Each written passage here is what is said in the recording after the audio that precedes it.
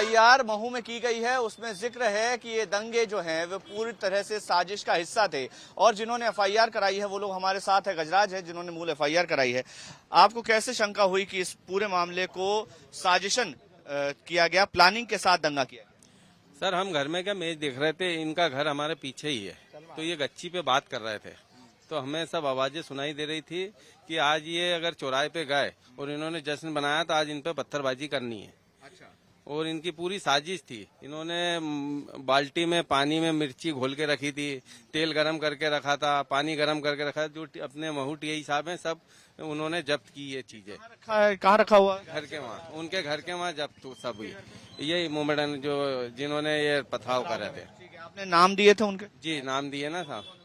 पप्पू है, इरशाद है, हाजी है, अनीस है, लालू है, अमजद है। अच्छा, ये सारे जी, इनको आपने सुना था बात कर? जी। ठीक है।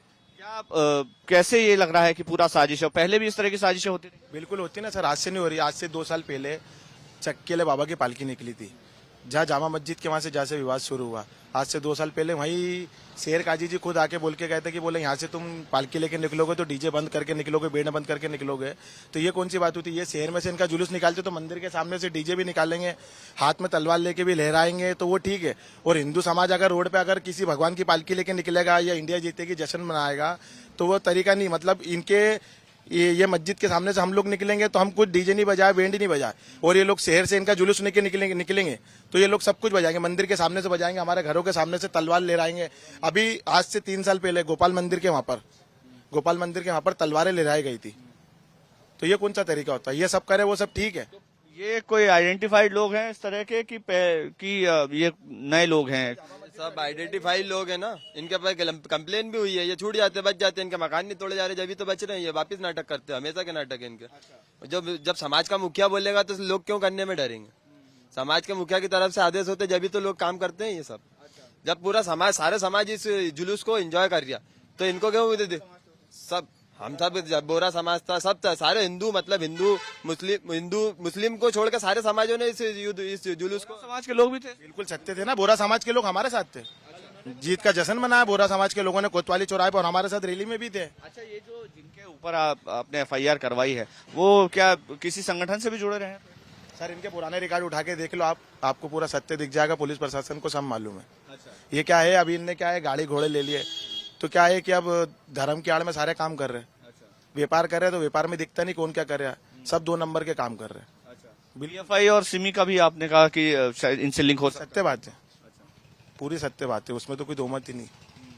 जो छोटी है इसके वहां से अभी 2 साल पहले क्या बोलते हथियार बरामद हुए थे, लाखों की बिल्कुल आशंका था। ये हमारे भाई साहब है, इनसे ये सब क्या है कि इतनी जो आर्थिक तरक्की हो रही है इसमें कहीं ना कहीं तो कहीं संदिग्धता दिखती है। जो व्यक्ति 10 साल पहले ठेला चलाता था आज उसके पास बड़ी बड़ी गाड़ियां हैं, तो कुछ ना कुछ तो इसकी जांच का होना चाहिए। दूसरा मेरा ये कहना है कि कोई भी विवाद हुआ, शहर काजी ने बगैर किसी प्रमाण के बोल दिया मैं चश्मदीद हूँ। मैंने देखा कि हिंदू समाज ने पत्थर मारा है, तो हिंदू समाज विजय जुलूस भी निकाल रहे हैं और पत्थर भी मार रहा है।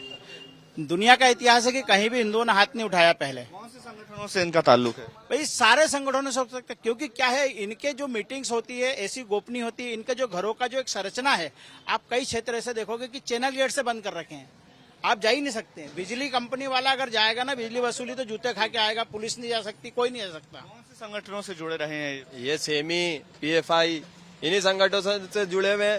इनके पास हथियार तो इस कदर के बरामद होंगे, अगर कभी इनकी मस्जिदों की तलाश की जाएगी ना तो आपको सब पूरा सच्चाई पता चल जाएगी।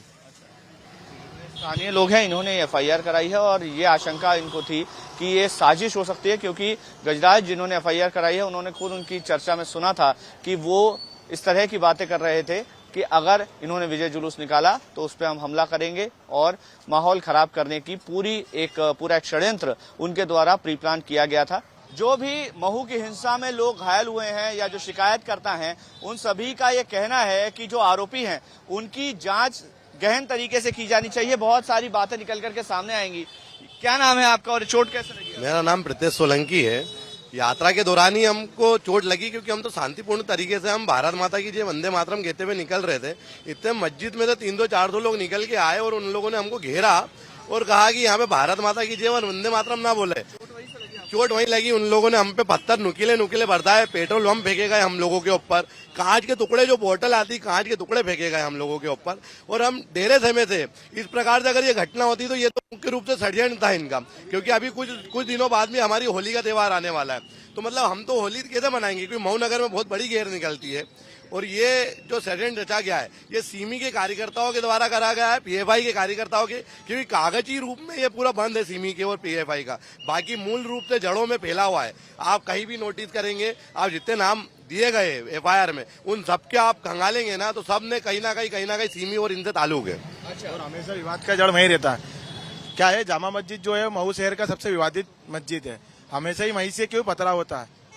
चक्केले बाबा की पालकी भी वहीं से पथराव होना, साईं बाबा की पालकी भी वहीं से पथराव होना। क्या जामा मस्जिद क्या इनका अड्डा है क्या? शेर काजी जी ये बोलते हैं कि बोले आप शेर काजी जी बोलते हैं कि अगर रैली निकाल रहे हो, भारत जीती की आप रैली निकाल रहे हो तो परमिशन लेके निकालेंगे। तो हम मतलब शेर काजी जी हमें बोलेंगे कि भारत जीती है, भारत जीतेगी तो मतलब शेर काजी जी से पूछ के निकालेंगे। किससे कनेक्शन है? सीमी उनसे वो है, बिल्कुल कहे। क्यों हमेशा जामा मस्जिद ही क्यों करते हैं? सर मस्जिद पे सवाल आता है, इतने पत्थर कहाँ से आते हैं? मेन रोड है, मेन रोड पे पत्थर ढूंढोगे पत्थर नहीं मिलेगा। बाकी मस्जिद के अंदर ये पूरी प्लानिंग की गई थी कि इतने पत्थर ईंट पत्थर कहाँ से आ गए? बोरा समाज तो हमारे साथ में जुलूस में था, भारत की जीत का जश्न मना रहा था। ये लोग क्यों नहीं मनाते? क्यों जब इंडिया पाकिस्तान से इंडिया हारती, जब ये लोग फटाके फोड़ते, मस्जिद के बाहर फटाके फोड़ते, तो इनको जब पाकिस्तान की जीतने पे इतनी खुशी होती तो पाकिस्तान चले जाना, यहाँ क्यों रह रहे हैं? समुदाय के बहुत सारे नॉनवेज के तवा चिकन वगैरह के जो ठेले हैं, दुकानें हैं, जो रात में 11 साढ़े 11 बजे तक खुली रहती, उस दिन 10 बजे बंद हो गई। जो मुस्लिम समाज की तरबूज की दुकान है जो 11 साढ़े 11 तक खुली रहती, उस दिन 10 बजे बंद हो गई। आपको लग रहा है षड्यंत्र है? ये षड्यंत्र हमेशा ये पुलिस चौकी होने के बावजूद भी यहाँ पर वो लोग करते हैं, उनकी हिम्मत देखिए आप। आपको भी लगता है षड्यंत्र है? सर कांच कैसे फोड़े, देखिए तो सर आप कांच किस तरह के फोड़े हैं। अगर हम हमारे छत पे नहीं जाते तो हम हमारी जान भी नहीं बचाते, मुझे ऐसा लगता है।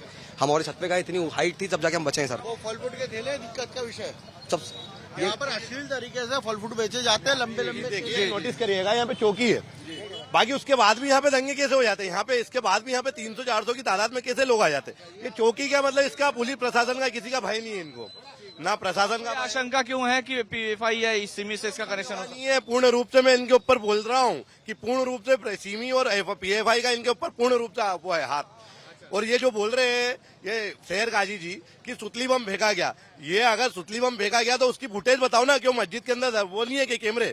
क्यों ये डर रहे हैं कि अंदर से इनके पत्थर नहीं निकल जाए, ये डर रहे हैं कि इनके अंदर से पेट्रोल बम नहीं निकल जाए, ये डर रहे हैं कि इनके गर्म तेल नहीं निकल जाए। ये पुलिस प्रशासन ने पकड़ा इनके पास से पेट्रोल बम, गर्म तेल, उबलता हुआ पानी, तो वो कहाँ से आ जाएगा? ये षड्यंत्र नहीं तो फिर क्या है? प्रतीक गुप्ता जी इनके घर के वहाँ 1 घंटे सामने मेरे पास देखिए फूटे हुए हैं, 1.5 घंटे तक कोई यहाँ पे पुलिस वाला नहीं था, पूरा वीडियो है मेरे पास में।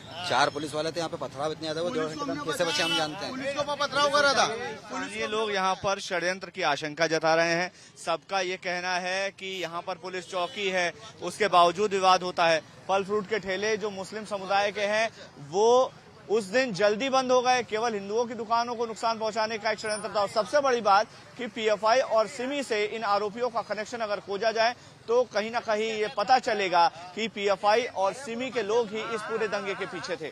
कैमरा यशवंत के साथ मकरंद काली, टाइम्स ऑफ भारत, भोपाल।